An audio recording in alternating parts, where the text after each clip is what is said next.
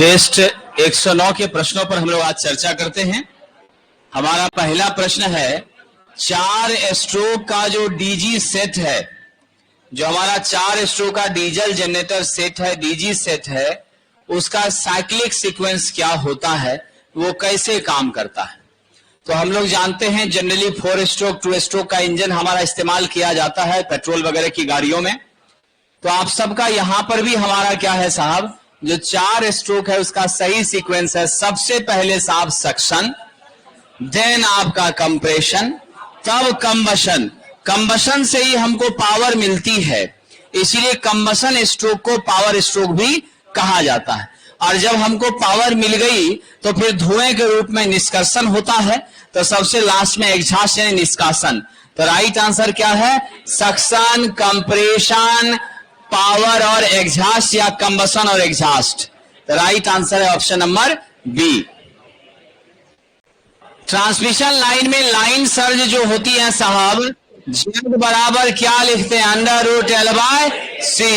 यहां L आपका inductance है और C आपकी क्या है, कैपेसिटेंस है। एक बात याद रखिएगा साथियों, हमारी जो सर्ज प्रतिबाधा है, सर्ज प्रतिबाधा आपके ट्रांसमिशन लाइन में कितनी होती है, बिल्कुल हमारे ट्रांसमिशन लाइन में साथियों 400 ओम के आसपास हुआ करती है। 400 से 600 के बीच जनरली रहती है, समझ गए।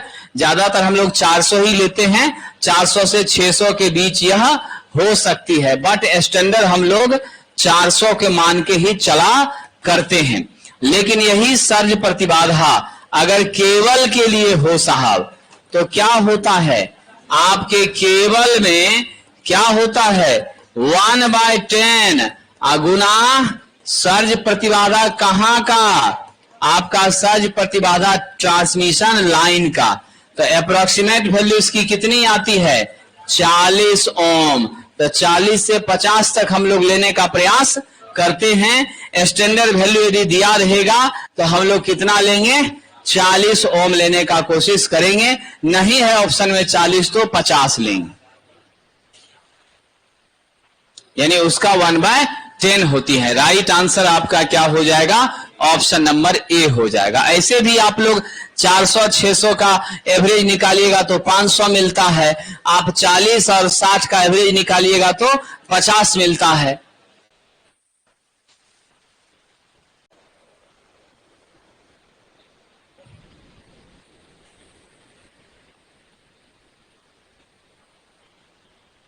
आइए अगला प्रश्न,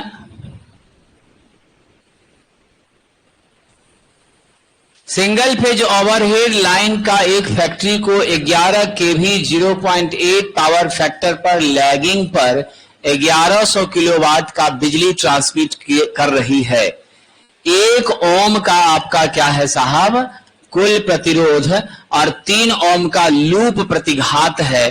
ट्रांसमिशन की इफिशिएंसी आपको निकालने के लिए पूछा जा रहा है। यह प्रश्न अच्छा प्रश्न है विद्यार्थी, आपकी परीक्षा में इस तरह के प्रश्न आने की संभावना बनती है। सबसे पहले तो आप क्या जानते हैं, P बराबर VI cos फाई जानते हैं। आपको साथियों P का मान कितना दे दिया है, 1100 गुना 10 के पावर 3 वाट दे दिया है। वोल्टेज दे दिया है 11 गुना 10 के पावर 3 वोल्ट। I का मान आपको मालूम है, नहीं मालूम है। तो हम लोग यहां से साहब I बराबर कर सकते हैं P/V cos फाई। P का मान लिख दीजिए 1100 गुना 10 के पावर 3, अब बटा V कितना है, 11 गुना 10 के power 3। cos phi power factor तो 0.8 दे ही दिया है। अब इसको हम लोग जब सॉल्व करते हैं तो मेरा मान मिलता है 125 एम्पियर। तो 125 एम्पियर हमको क्या मिल गया, लाइन की करंट आपको मिल गई। इसको नोट करिए, फिर आगे बढ़ते हैं। अब हम लोगों को ये देखना है मेरे लाइन की लॉस क्या होती है। सब लोग जानते हैं, अगर करंट मुझे मालूम है और रजिस्टर भी मालूम है तो मेरा power loss I square into R होता है, जो हीट के रूप में हमें महसूस होता है। तो ऐसी परिस्थिति में हम पावर लॉस कैसे निकालेंगे? आई स्क्वायर आर करके निकालेंगे, स्वाभाविक सी बात है। चलिए, तुम तो मेहनती लड़का है, तब कैसे टकरा दिया जी? डीएलएड और बीएड दोनों एक ही सेशन, वैसा सब भी है। है यार। आइए साहब, लॉसेस देखिए, हमारे साहब है, उनका आईटीआई या बीलिस, ये दोनों सेम है। Bachelor in library science, ITI का बीलिस का सेशन सेम टकरा रहा। ग्रेजुएशन तो पहले है, 2011 का ग्रेजुएशन है। आप पीजी या बीएड, ये दोनों टकरा दिया है। 1921 पीजी है, 1921 बीएड है, और दोनों टकरा दिया है। टीचर वाला फॉर्म ही नहीं भर पाया, बेकार हो गया कागज पत्र। लॉसेस देखिए साहब, आई स्क्वायर आर, आई मेरा 125 मिल गया, और आर आपके पास कितना दे दिया है? आर का मान 1 ओम दिया है ना, 1 करिए, 125 का स्क्वायर करिएगा, 15,625 आपका वाट आ जाएगा। इतना लॉस हमको मिल रहा है। आप सब जानते हैं साथियों, मेरी इफिशियंसी क्या होती है? आउटपुट पावर अब बटा आपकी क्या होगी? आउटपुट पावर अब प्लस लॉसेस होगी। आउटपुट पावर मेरा कितना है? 1100 गुना 10 के पावर 3 है। अब बटा फिर नीचे हो गया 1100 गुना 10 के पावर 3 प्लस 15,625 इंटू 100 करिएगा तो परसेंटेज इफिशिएंसी निकलेगा। तो ये मेरा मान आता है 0.9859 गुना 100, अप्रोक्सीमेट 98.59% आपकी इफिशिएंसी आ जाती है। इसको मोटा मोटी आप क्या लिखिएगा? 98.60 लिख ही सकते हैं, कोई दिक्कत नहीं है। तो यही आपका मान आ जाएगा।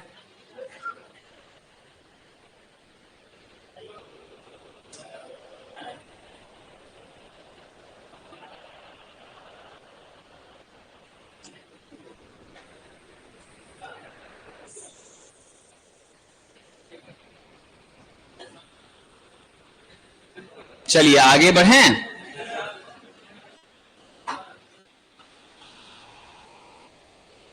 ठीक है,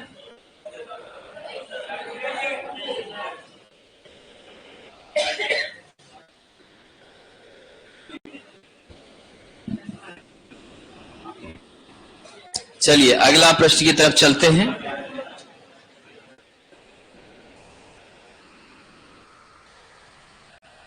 सुरक्षा के दृष्टिकोण से स्विच को किसका नियंत्रण करना चाहिए? हम सब जानते हैं मेरे लाइव वायर के साथ, यानी आपके फेज वायर के साथ क्या लगी होती है? मेरी स्विच लगी होती है। आपका स्विच कैसा डिवाइस है साहब?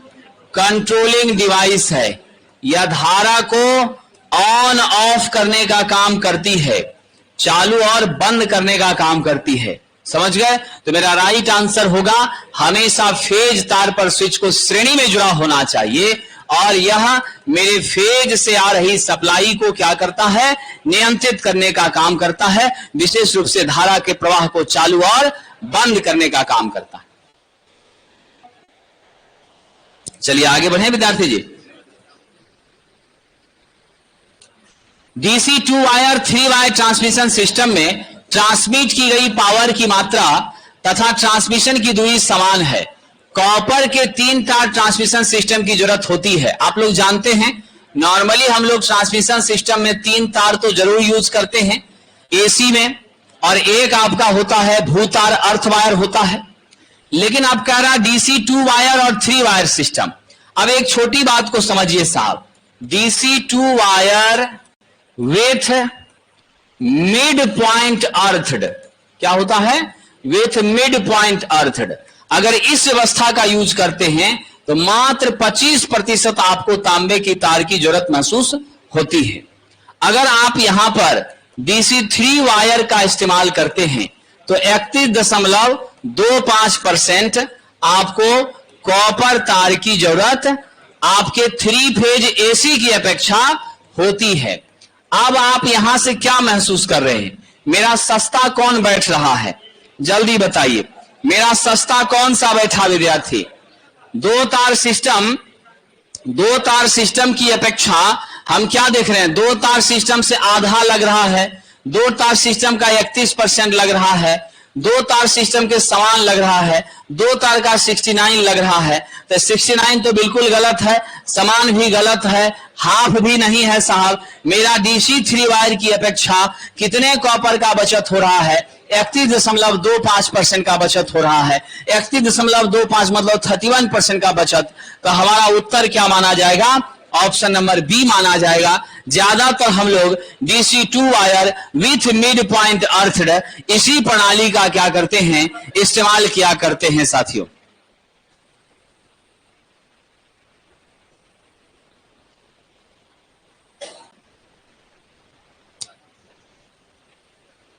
चलिए आगे बढ़ते हैं विद्यार्थी। कह रहा एक ट्रांसफार्मर का सेकेंडरी कुंडलन का प्रतिरोध RS है, यानी सेकेंडरी RS हो गया, परिनमन अनुपात K दिया हुआ है। कह रहा है द्वितीयक कुंडलन को प्राथमिक की तरफ। विद्यार्थी जी ध्यान रखिएगा, मेरे ट्रांसफार्मर में यह R1 है, यहां मेरी X1 है, ठीक है। अब बीच में आपकी कपलिंग की गई है, ठीक है। यहां मेरा है साहब R2, यहां मेरा है X2। अब जरा गौर करिएगा, हम यहां आपको जनरलाइज सर्किट डायग्राम बता रहे हैं ट्रांसफार्मर का। हम लोग ये चाहते हैं सारा रेजिस्टेंस एक साइड हो जाए, सारा रिएक्टेंस एक साइड हो जाए। तो अब की परिस्थिति ये है कि सेकेंडरी की तरफ से आपको किधर लाना है, प्राइमरी की तरफ लाना है। तो जो अपने घर को छोड़ता है और दूसरे के यहां गेस्ट बनकर आता है, वह कुछ न कुछ लेकर आता है। अगर गेस्ट संदेश लेकर नहीं है तो बच्चा सब नाराज हो जाता है, और आते हैं कुछ लेके भी नहीं आते हैं। कोई बच्चा प्रणाम और नाम करने भी नहीं जाएगा। तो परिवर्तन किसके साथ होगा साहब, जो उसके घर में जाएगा। तो यदि हम यहां पर इक्विवेलेंट Z1 की बात करेंगे तो मेरे Z1 में R1 तो एज इट इज रहेगा, अपने घर में है। यह जो यहां जाएगा साहब तो ये R2 डैश हो जाता है। क्या हो जाता है, R2 डैश। अब जो मेरा R2 डैश है वह R2 बटा क्या हो जाएगा, K² हो जाएगा। यानी यहां पर R1 प्लस R2 डैश लिखिएगा और यही मान होता है R1 plus R2 bye K²। अब यही चीज अगर हम प्राइमरी को सेकेंडरी की तरफ भेज दें तब क्या होगा, जब प्राइमरी सेकेंडरी की तरफ आएगा तो Z2 के लिए आप क्या मान लिखिएगा, हमारा R2 एज इट इज है, इसके घर में कौन आ रहा है, R1 डैश। तो याद रखिएगा जब R1 प्राइमरी से सेकेंडरी की तरफ आता है तो इसका मान R1 इंटू K² हो जाता है साथियों। तो आप इस बात को सदैव याद रखिएगा, सेकेंडरी से प्राइमरी की तरफ जाएगा तो K² से डिवाइड होगा, और प्राइमरी से सेकेंडरी जाएगा तो K² से गुना होगा, और तब जाकर के हमें इक्विवेलेंट मैग्नीट्यूड मिल पाता है विद्यार्थी जी। तो यहां पर हमने जो आपको लिखा है, ये टोटल हमने क्या लिखा है साहब, R इक्विवेलेंट लिखा है। ये क्या लिखा है, R इक्विवेलेंट।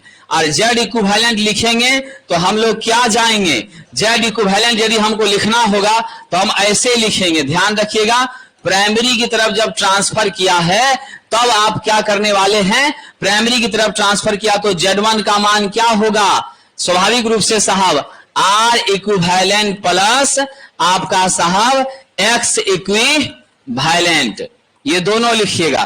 तो हम यदि प्राइमरी की तरफ करते हैं तो R equivalent R1 plus R1 dash हो जाता है, और यहां क्या होगा, X1 प्लस X1 डैश हो जाएगा, X1 plus sorry R2 dash, यहां X2 डैश हो जाएगा। इस तरीके से तो आपको इतना डिटेल में जाने का जरूरत नहीं है तत्काल, आपको सिर्फ ध्यान रखना है सेकेंडरी से प्राइमरी भेजेंगे तो X2² से डिवाइड करेंगे, आप प्राइमरी से सेकेंडरी भेजेंगे तो तो आपका के स्क्वायर से क्या करेंगे, मल्टीप्लाई करेंगे। तो कई जगह पर के स्क्वायर के जगह क्या दे देगा, एक्स भी दे देगा, लिख देगा परिमाण अनुपात एक्स है।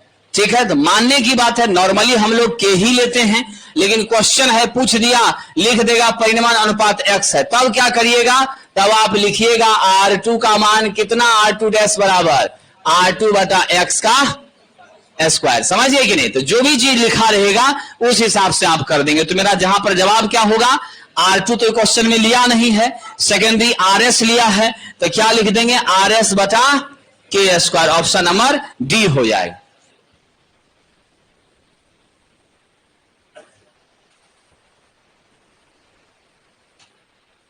हाँ विद्यार्थी जी, हमारे फेज तार के साथ श्रेणी में तो स्विच लगा ही रहता है, और मेरा फ्यूज भी हमेशा फेज तार के साथ कैसे लगा रहता है, श्रेणी में लगा रहता है, इसमें कोई शक नहीं है। चलिए आगे बढ़ते हैं, अगला प्रश्न देखें। कह रहा है साहब, इंसुलेशन प्रतिरोध RI का मान कितना दिया है, 250 मेगा ओम दिया है प्रति किलोमीटर। कितना दे दिया है साहब, आपका लेंथ हो गया 1 किलोमीटर, 200 मीटर की लंबाई, L2 कितना हो गया, 200 मीटर। ठीक है, तो हम 1 किलोमीटर को 1000 मीटर लिख सकते हैं। यानी इस क्वेश्चन में क्या महसूस किया आपने, इंसुलेशन रेजिस्टेंस 1 आपका 250 मेगा ओम है, लेंथ L1 आपका 1000 मीटर है, लेंथ L2 आपका 200 मीटर है, आपसे RI2 पूछ रहा है, क्या होगा।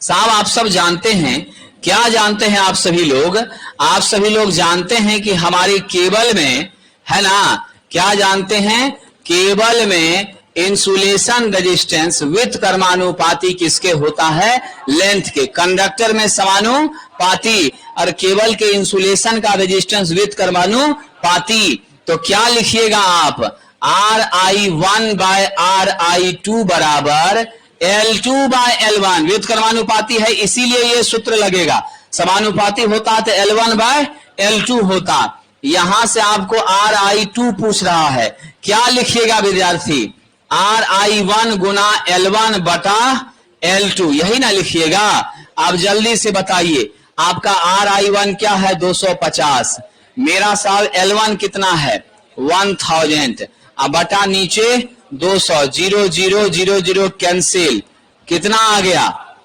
25 पंचे 125, 1250 मेगा ओम हो गया। रेजिस्टेंस, दूरी घटी है, रेजिस्टेंस बढ़ा है, दूरी बढ़ेगी, इंसुलेशन रेजिस्टेंस घट जाएगा। लेकिन यही बात कंडक्टर के लिए रहता तो बिल्कुल तब घट जाता, दूरी घटने से घट जाती।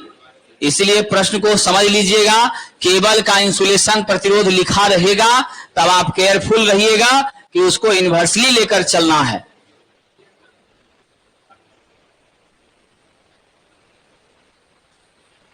चलिए आगे बढ़ें।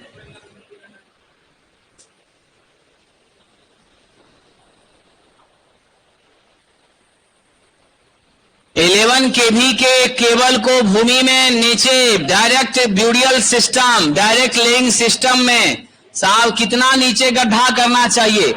स्टैंडर्ड तो मेरा होता है 1 और 0.5 का, है ना, लेकिन हम लोग क्या करते हैं 11 केवी के लिए 0.9 मीटर का गड्ढा भी करते हैं तो काम चलता है। लेकिन ध्यान रखिएगा, ये लगभग कितनी होती है साहब, 0.45 अप्रोक्सीमेट 0.5 मीटर इसकी चौड़ाई रखी जाती है। स्टैंडर्ड है 0.45 रखने का। और साहब 2 केबल इसके बीच में यदि बिछाया जाए तो इसके बीच की दूरी कम से कम 30 सेंटीमीटर रखी जानी है। नीचे बालू का बेड, फिर केबल, फिर बालू का बेड और तब ऊपर कंक्रीट से ढालने का काम करते हैं। तो राइट आंसर इसके लिए क्या होगा, बी नंबर हो जाएगा। चलिए आगे बढ़े विद्यार्थी जी। घर में पंखा और लैंप कैसे लगाते हैं साहब, जितना भी पंखा और जितना भी बल्ब होता है सदैव समांतर में जुड़ा होता है। क्योंकि हमें वोल्टेज हर जगह क्या चाहिए, सेम मिलनी चाहिए। और एक कमरे में यदि बल्ब वगैरह खराब हुआ तो दूसरे कमरे में उसका कोई असर नहीं पड़ता है। समझ गए कि नहीं? और सभी जगह समान वोल्टेज का मान होने से सबकी गति सुटेबल और एप्रोप्रिएट होती है, ब्राइटनेस वगैरह में भी कोई दिक्कत नहीं आती है।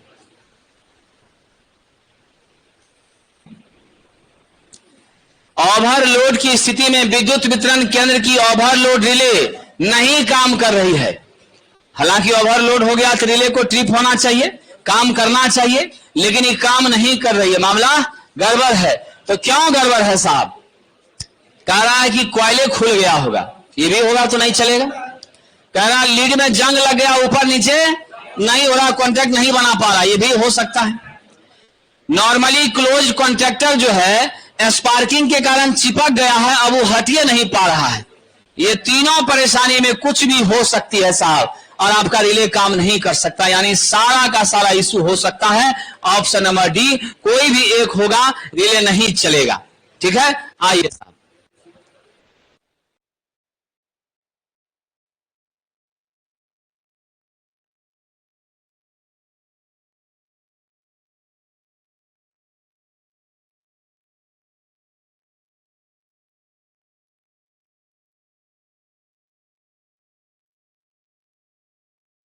आइए आगे बढ़ते। तब आइए आगे बढ़ते। करंट ट्रांसफार्मर साथियों, हम सब लोग जानते हैं सीटी के बारे में। सीटी का पूरा नाम क्या है विद्यार्थी? Current transformer. अब जरा गौर कीजिएगा साहब, अब हम आपको एक तस्वीर दिखाते हैं। हमारा जो सीटी होता है, अमीटर,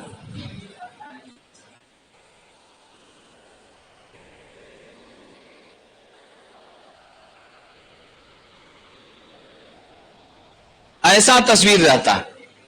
यहां पर आपकी क्या है साहब? सप्लाई है। ये आपका प्राइमरी वाइंडिंग है विद्यार्थी।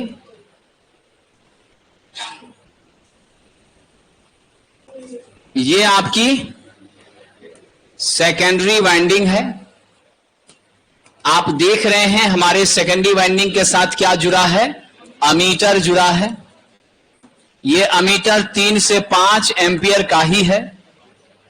हम लोगों को साहब N1 भी मालूम है, नंबर ऑफ टर्न्स कम है, N2 भी मालूम है। ठीक है, सेकेंडरी का करंट हम लोग I2 निकाल लेते हैं, किससे? अमीटर की मदद से। किससे निकाल लेते हैं? अमीटर की मदद से। अब हमको यहां से I1 निकालना होगा तो नहीं निकल जाएगा। क्या रिलेशन होता है जानते हैं आप लोग? रिलेशन होता है I2 बाय I1 बराबर N1 बाय N2 होता है। यहां से I1 निकालेंगे तो क्या होगा? I2 N2 बाय N1 नहीं कर दीजिएगा जी। तो आपने क्या देखा? प्राइमरी में टर्न बहुत कम है, सेकेंडरी में बहुत ज्यादा है। सेकेंडरी में टर्न ज्यादा होता है तो वोल्टेज बढ़ता है, लेकिन करंट कम हो जाती है। तभी ना 3 से 5 एम्पीयर का मीटर से सेकेंडरी का करंट मिल जाता है। और यहां आपका हाई करंट है सप्लाई लाइन में, तो हम सीटी का जो इस्तेमाल हो रहा है, कौन सा ट्रांसफार्मर दिख रहा है? स्टेप अप दिख रहा है। इसका प्रयोग हाई करंट को मापने के लिए करते हैं। मेरा राइट आंसर क्या हो जाएगा? Step up. स्टेप डाउन में लिख लीजिएगा पीटी, पोटेंशियल ट्रांसफार्मर वोल्टेज मापने के लिए जो यूज होता है वह क्या होता है साहब? स्टेप डाउन होता है। और मेरा सीटी स्टेप अप होता है।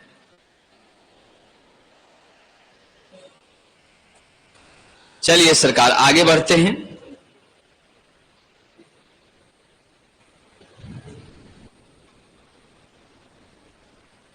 ट्रांसफार्मर में सिलिका जेल ब्रीदर का इस्तेमाल करते हैं। आप सब जानते हैं मेरा ब्रीदर कंजर्वेटर से क्या होता है साहब? कनेक्टेड होता है।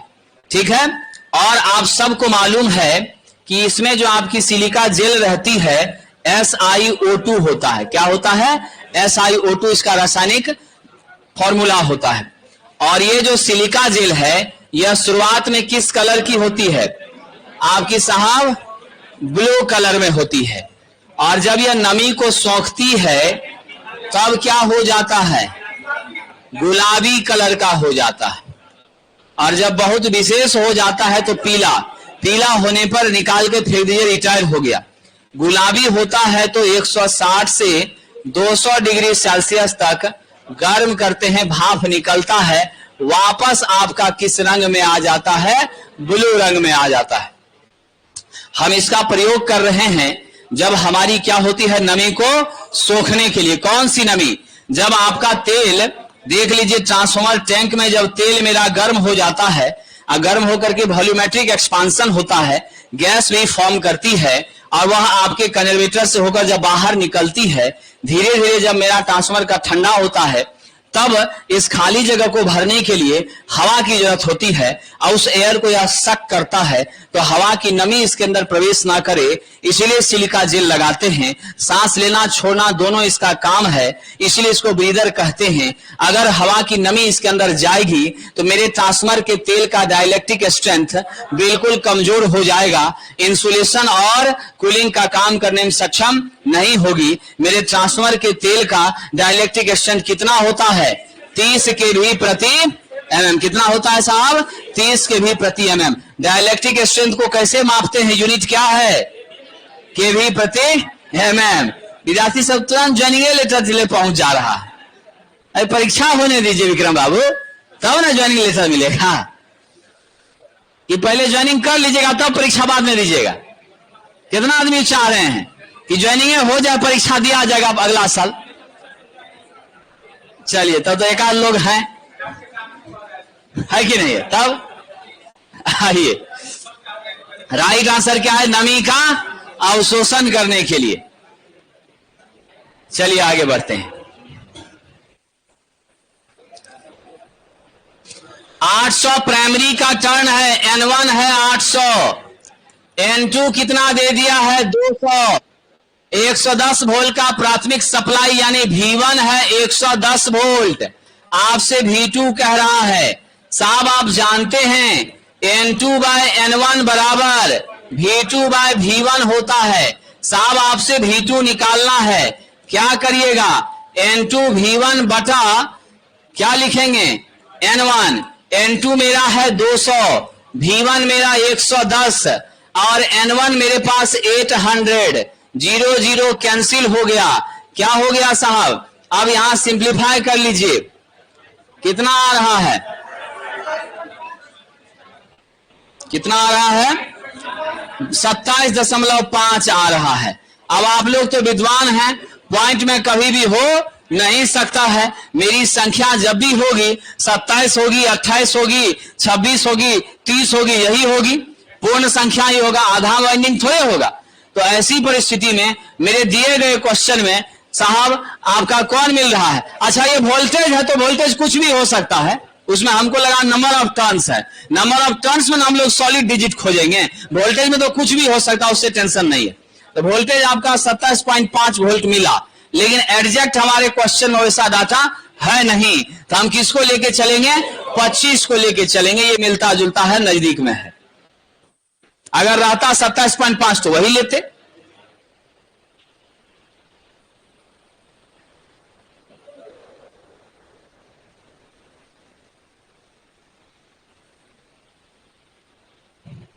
आइए आगे बढ़ते हैं विद्यार्थी जी।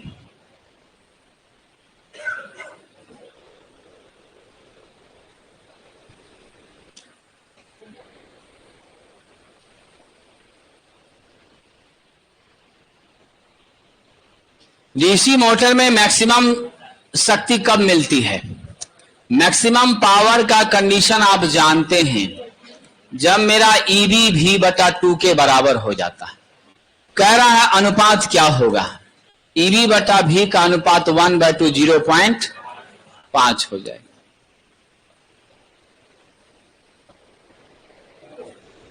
हालांकि ये कंडीशन हम चाहते नहीं हैं, क्योंकि इस कंडीशन में 50% आपका इनपुट बर्बाद ही हो रहा है।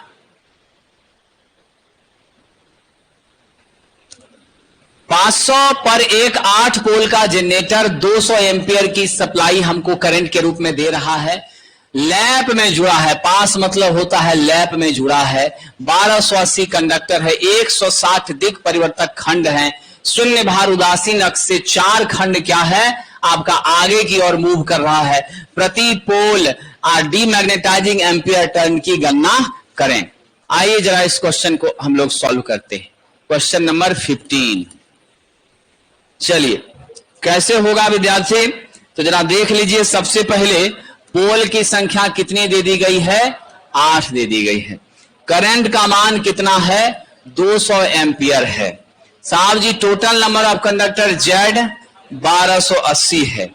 आप जानते हैं लैप वाइंडिंग में क्या होता है, लैप वाइंडिंग में आप जानते हैं साहब मेरा नंबर ऑफ स्लॉट किसके बराबर होता है, नंबर ऑफ कम्यूटेटर सेगमेंट के क्या होता है, बराबर होता है। तो आपके नंबर ऑफ कम्यूटेटर सेगमेंट 160 दिए हुए हैं, तो आपका क्या हो जाएगा, नंबर ऑफ स्लॉट्स भी क्या हो जाएगा, 160 हो जाएगा। अब ये आपने जब निकाल लिया तो हम थीटा निकालते हैं। कितना से आगे कहा खिसका हुआ है, 4 से, तो 4 बटा आप कर दीजिए साहब स्लॉट की संख्या, तो स्लॉट 160 है गुना 360। सिंप्लीफाई करिए, कितना आ रहा है, 9 आ रहा है। तो यानी थीटा आपको 9 मिल गया। अब चलिए विद्यार्थी, डीमैग्नेटाइजिंग एम्पियर टर्न का फॉर्मूला होता है ZI into theta by 360। Z का मान 1280 है, मेरे पास थीटा कितना है साहब 9, अब बटा 360 कर दीजिए। टोटल सिंप्लीफाई करिए, आपका मान कितना आएगा, जब इसको सिंप्लीफाई करते हैं मेरा मान आ रहा है साथियों 60। अच्छा आई तो हम लोग छोड़ दिए ना, यहां पर आई भी ना गुना करना है, तो आई कितना है 200, गुना कर दीजिए साहब 9 बटा 360। अब सॉल्व करिएगा तो क्या आएगा, 6400 आएगा। तो 6400 मेरा क्या है, डीमैग्नेटाइजिंग एम्पियर टर्न है। लेकिन क्वेश्चन आपसे क्या पूछा है, एम्पियर टर्न प्रति पोल पूछा है। तो इस टोटल डाटा में पोल की संख्या से क्या करेंगे, भाग दे देंगे, कितना आ जाएगा, 800 आ जाएगा।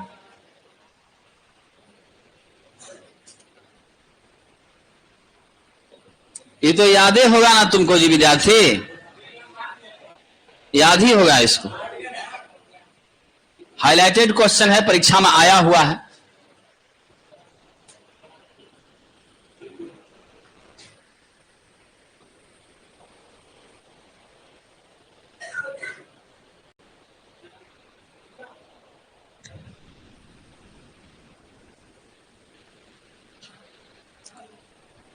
चलिए आगे बढ़े। तो आंसर नंबर कितने नंबर में दिया है, 800 सी में दिया है, तो सी पर टिक लगा लीजिए।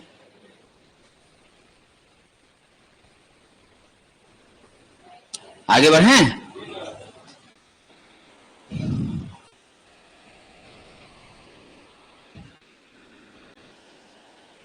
भारतीय मानक के अनुसार सीलिंग रोज को जोड़ते समय किस शर्त का पालन करना चाहिए। साथियों सीलिंग रोज आप जानते हैं दीवारों पर लगाया जाता है, दीवार पर इधर हाइट पे या छत के ऊपर का पोर्शन में लगाया जाता है। उसी सीलिंग रोज से हम लोग पंखा का कनेक्शन करते हैं, उसी से हम लोग क्या करते हैं साहब, आपका ट्यूबलाइट वगैरह को सप्लाई देते हैं जो ऊपर के भाग में है। ठीक है, जैसे एग्जाम्पल के तौर पर वहां पर भी आपका लगा हुआ है। ठीक है, वो देखिए वहां छोटा सा गोल जैसा, जिससे एग्जॉस्ट फैन को उधर जोड़ा है, ऊपर में कोना में वहां पर बीच में वो लगा हुआ है। तो वो आपका दीवारों के ऊपरी हिस्से में या छत के भाग में लगा होता है। तो साहब नियम ये कहता है कि सीलिंग रोज से हम लोगों को क्या करना चाहिए, बहुत ज्यादा कनेक्शन देना चाहिए नहीं साहब। हम लोग क्या करते हैं, एक ही लचीली तार को जोड़ते हैं और एक डिवाइस को उसके साथ जोड़ने का प्रयास करते हैं। नियम यही है, बाकी आप कोना कोना निकाल के कर लीजिए अलग बात है, लेकिन नियमतः करना उचित नहीं है। तो राइट आंसर क्या होगा, सीलिंग रोज से सिर्फ एक लचीली तार बांधी जानी चाहिए विद्यार्थी जी। क्या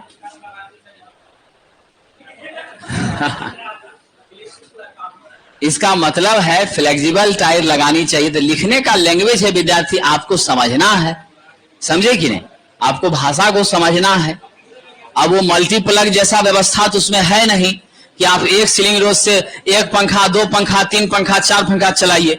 वो तो हम लोग पहले ही मकान बनाते समय निर्णय ले लेते हैं कि कमरे में दो पंखा लगाएंगे, एक एसी इधर लगेगा, तो दो दे दीजिए पंखा के लिए सीलिंग रोज, एक एसी के लिए दे दीजिए, तो तीन हम लोग लगवा देते हैं। एक एक्स्ट्रा अलग से मन है तो एक वहां साइड में एक और दे दीजिए। ये तो हम लोग स्टार्टिंग के समय लेआउट में डिसाइड करते हैं, लेकिन एक सीलिंग रोज से नॉर्मली एक ही यंत्र को हम लोग सप्लाई देने का काम करते हैं, मल्टीपल को देने का प्रयास नहीं किया जाना चाहिए।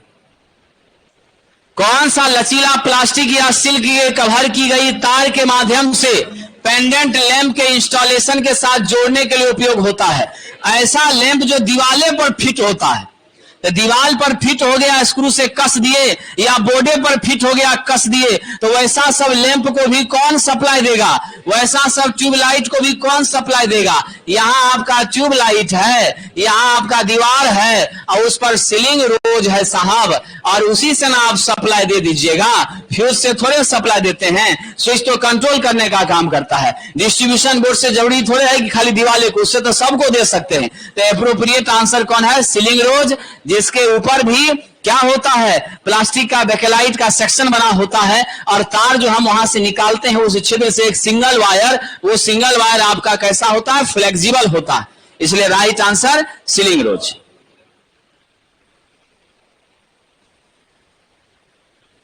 एक कपलर बैंड जंक्शन बॉक्स, कल के क्लास में शायद सब चर्चा हुआ था। Coupler band junction box T, ये जो ऐसा आपका टी टाइप का रहता है पाइप, समझ गए कि नहीं, जोड़ने के लिए, तो साहब टी, सैंडल, ये सब जहां जहां आपका जंक्शन बॉक्स है, निरीक्षण बॉक्स है, इन सब के बाद जो आपका साथियों पीवीसी का कंड्यूट होता है, उस पे सैंडल जो आप लगाते हैं, सैंडल मतलब वही जो ऊपर से देखिए ठोका गया है ना पकड़ने के लिए, तो नीचे में हम बीट देते हैं। क्या करते हैं? नीचे हम लोग साहब पीवीसी का बीट देते हैं, और उसके ऊपर पाइप को रख करके आप तब स्क्रू से इसको टाइट करते हैं। यही आपका क्या है? सैंडल है। अब ये सैंडल जहां भी कपलर रहेगा, ज्वाइंट रहेगा, जंक्शन बॉक्स रहेगा, तो उसके बिल्कुल नजदीक लगाते हैं, मात्र 30 सेंटीमीटर की दूरी पर, नहीं तो लटक जाएगा, नीचे की ओर झूलने लगेगा। और जब स्ट्रेट रनिंग रहता है, जब क्या रहता है? स्ट्रेट रनिंग रहता है, तो नियम कहता है कि उसके 60-60 सेंटीमीटर पर लगाना चाहिए, लेकिन किसी भी हाल में 1 मीटर से ऊपर हमको गैप नहीं रखना चाहिए। स्टैंडर्ड है 60-60 पर करना चाहिए, लेकिन अगर जानबूझ के आप ढीला हो गए तो आप किसी भी कीमत पर 1 मीटर से ज्यादा का गैप मत रखिए, नहीं तो आपका तार आपका जो है साहब पीवीसी यह पूरी तरह से दीवार पर फिट नहीं होगा, धीरे से हल्का लूज हो जाएगा, झुक जाएगा, लटक जाएगा। राइट आंसर है 30। साहब जी जीआई का प्लेट अर्थिंग की बात हो रही है, तो हम लोग प्लेट अर्थिंग जब लेते हैं तो प्लेट अर्थिंग को भी कैसे इस्तेमाल करते हैं? वर्टिकल इस्तेमाल करते हैं। अब इसमें साहब ये आपका कितना होता है? 60 सीएम होता है। ये आपकी चौड़ाई कितनी होती है? 60 सीएम। अगर जीआई का है तो यानी इसकी मोटाई क्या होगी? 6.35 mm होगी। याद रखना साहब, जीआई लेंगे तो 60 बाय 60 गुना 6.35, ये दोनों सीएम में और ये एमएम में। अगर कॉपर लेंगे तो 60 गुना 60, ये दोनों सीएम में, और यहां क्या हो जाएगा? 3.18, ये एमएम में। ती मोटाई है, ये चौड़ाई है, ये लंबाई है। राइट आंसर क्या होगा? Option number C. जीआई का पूरा नाम क्या होता है विद्यार्थी?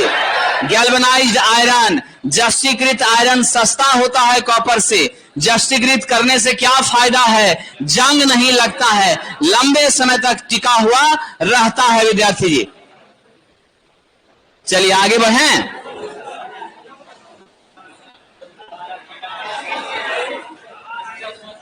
किस प्रकार के सर्किट ब्रेकर में कंप्रेस्ड एयर का चेंबर इस्तेमाल करते हैं?